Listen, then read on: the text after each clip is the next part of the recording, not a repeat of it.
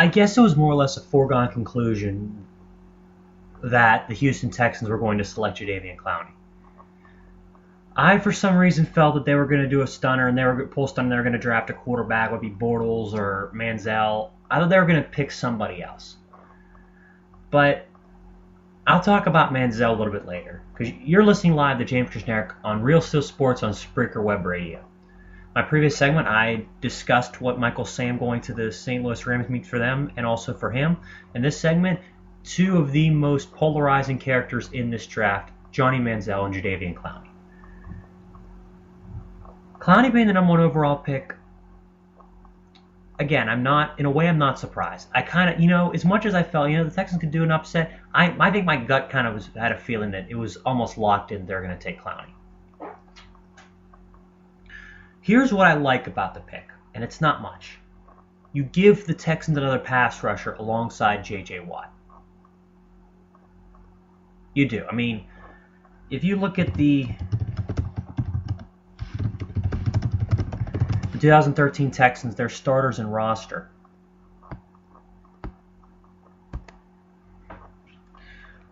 For this season.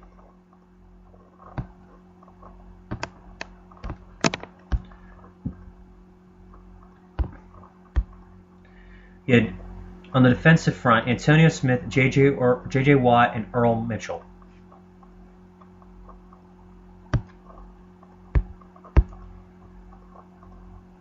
Funny thing about it is that you probably would put him where Antonio Smith is. And this will be his 11th year, so it'll probably try to work him in and work him out a little bit.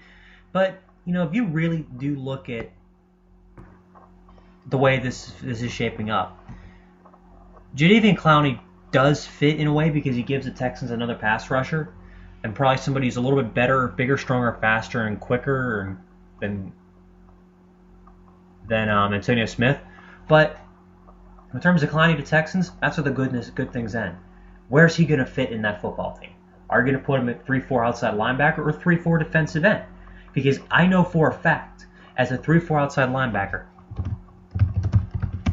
not a big, strong guy. Actually, he's too big of a guy. It's funny because if you think about it, he doesn't look that much. He isn't that much bigger than Michael Sam. Michael Sam's just so much quicker. And I think that off the ball, it'd be a lot tougher for Jadeveon Clowney to have to cover running backs and receivers out and tight ends out in the flat than it would be for Michael Sam. Because I think Clowney's best ability is to go full on for the quarterback. That's what he does best, and go for the running back. So ideally, you want him on the defensive line. Is he strong enough to play 3-4 end? That's the problem. 3-4 end's got to be a little bit bigger, a little bit beefier, a little bit bigger than other players on the defensive front. Like if you look at J.J. Watt. J.J. Watt is 6'5", 289. Same height, about 25 pounds on Clowney.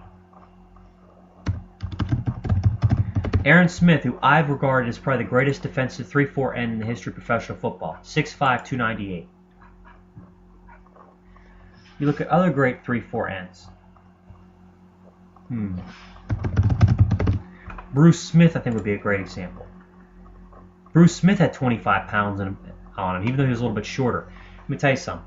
You want to be bigger and beefier. And Clowney, I think, is a little too big for outside linebacker and a little bit big for 3-4 end. Honestly, if the Texans were to be running a 4-3, this pick would be perfect, and I'd be picking Clowney as Defensive Player of the Year. But another issue that I see with this kid is I don't know if I see the mentality there. Other than that really great game that he had against the University of Michigan in that bowl game last year, which is 15, 16 months ago, haven't seen much out of him to conclude that he is going to be a great player.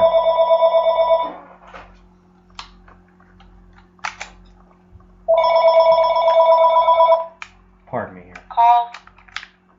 Pardon that. Sorry.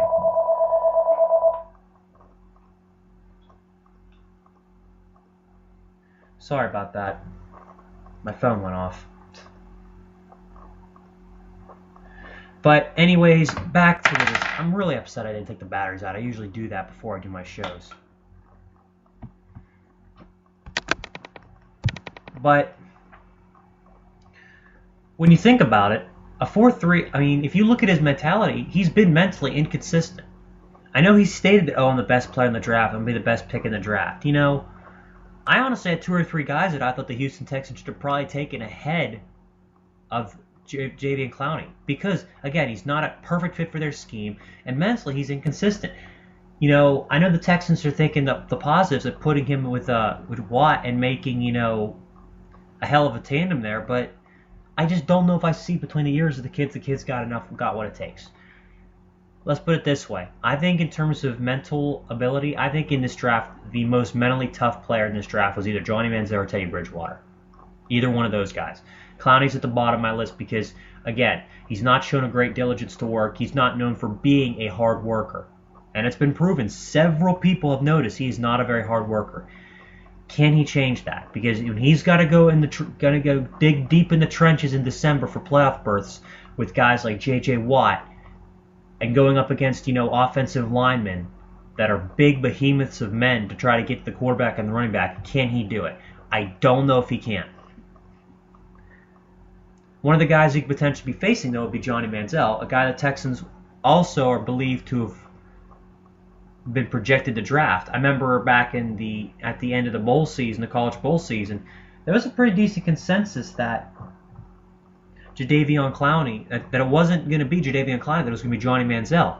But I guess, over time, I guess people just felt that Jadeveon Clowney was more worthy of it.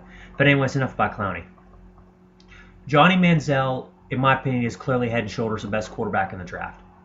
I think he's, not quite as smart of a quarterback as Bridgewater, but I think he's got more physical skills. I think that he's more mobile. I think the fact that he played against some really tough competition, I think, favors him. But I'm just pissed that he's a Brown. I really am. Honestly, I don't get pissed about stupid stuff like that, but I'm actually really upset he's a Brown. I really am, because I love watching the guy go against Bama, because Bama he would just drive Nick Saban up the wall with the stuff he would do on the field. The throws he'd make, the runs he'd make. He drove Saban up the wall, and I loved every minute of that.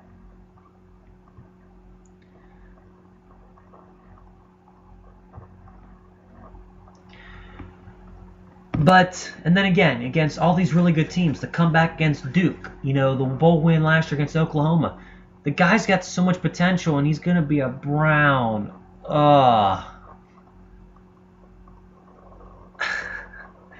You know what? I got to be perfectly honest with you. Johnny Manziel's going into a very decent situation. I got to be honest with you.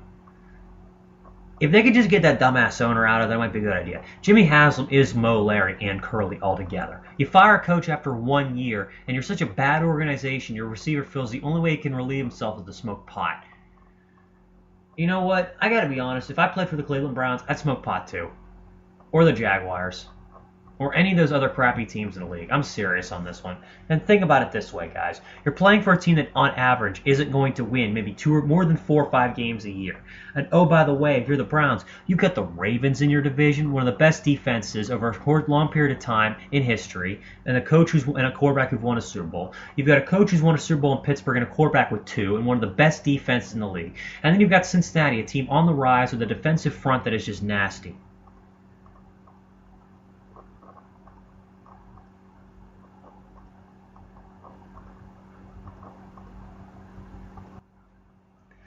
I think of it this way. Cleveland with Josh Gordon could win 8 games. Cleveland without Josh Gordon didn't win more than 5. Because he did so much for that football team. Those yards he got last year, you look at the yards he got with the quarterbacks he played for. I mean, really. Guy had a great year, and all of a sudden, does that and he's gone. Yeah, it's his fault for being an idiot and smoking dope because it's against the rules. But again, at this point, I see no problem with smoking weed if you play for the Cleveland Browns. But anyways, back to the show.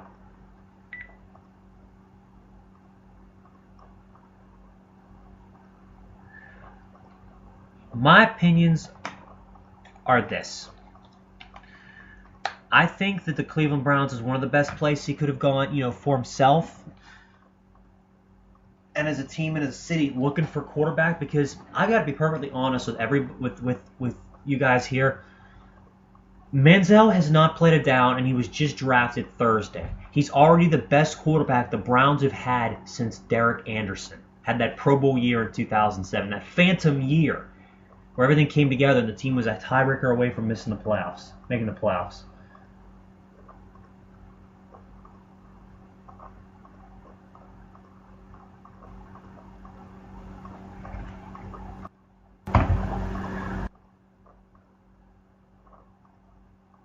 Funny thing about it is,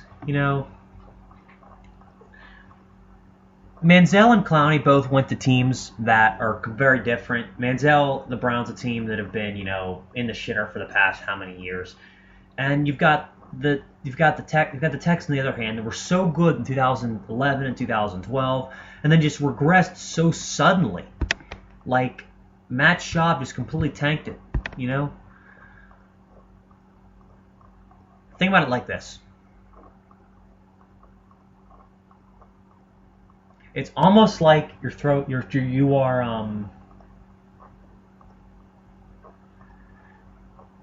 It's almost like you're the end of your career and you're a pro tennis player and you're trying to win the U.S. Open. You get to the semifinals 2 straight years, and both years lose 7-6 in the third set tiebreak, just like Jennifer Capriati. And then all of a sudden you just kind of fall off a cliff. And that's kind of what happened with Houston last year. Won the first 2 games, didn't look great against San Diego, didn't look great against... I can't even remember what other team they played in the first 2 weeks last year, but they just didn't look good.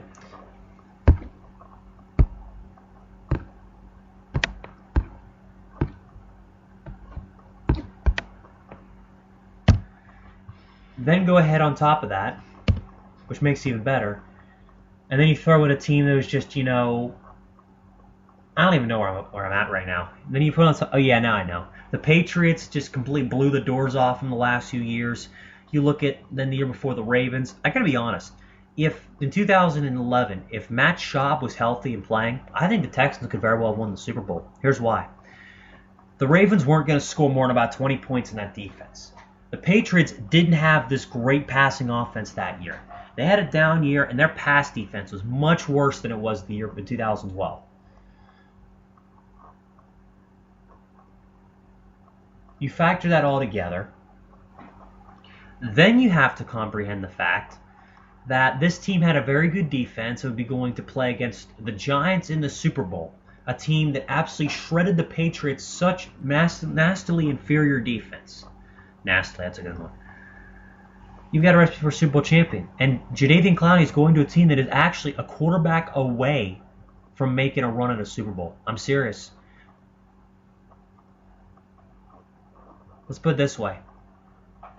What the Houston Texans should have done was traded a first-round pick the year after this draft, 2015, and their second-round pick this year to trade up with a team like in the low teens to high 20s to pick Manziel.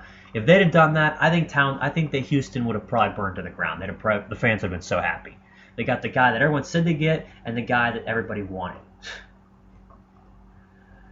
But more or less, what do I think of them going to their teams? Again, Manziel's going to a team without Josh Gordon. Let's look at the Browns without Josh Gordon last year. Let's take away their statistics. Well, for one, they were already 11th in passing offense, which is respectable with their quarterback situation. 27th in rushing, yeah, they got out to grind the clock. 18th in yards, 27th in points. -8 in turnovers. Played 16 games, only scored more than 20 points 6 times, failed to score 10 twice. Twice top 30, which isn't too bad. But again, when your quarterbacks are Brandon Weeden, Jason Campbell, Brian Hoyer, and you can get 1,646 yards, that's pretty impressive. But here's the thing. If you take away Josh Gordon from that receiving core, you are left with a receiving core that doesn't even average 200 yards a game. It's utterly anemic. Because you've got Jordan Cameron, the tight end, who's a Pro Bowler, not a bad year. Then you've got Greg Little. Then you got Devon Best. I don't even know if he's on the roster anymore. Then you throw in Fozzie Whitaker and Travis Benjamin. Yes, these guys started games for the Browns last year. So, yeah, Cleveland, yeah, you did great getting Manziel and Justin Gilbert, a guy you could pair alongside Joe Hayden. But where the hell's the help for Manziel? That's just pathetic that you didn't draft him. Not him, but like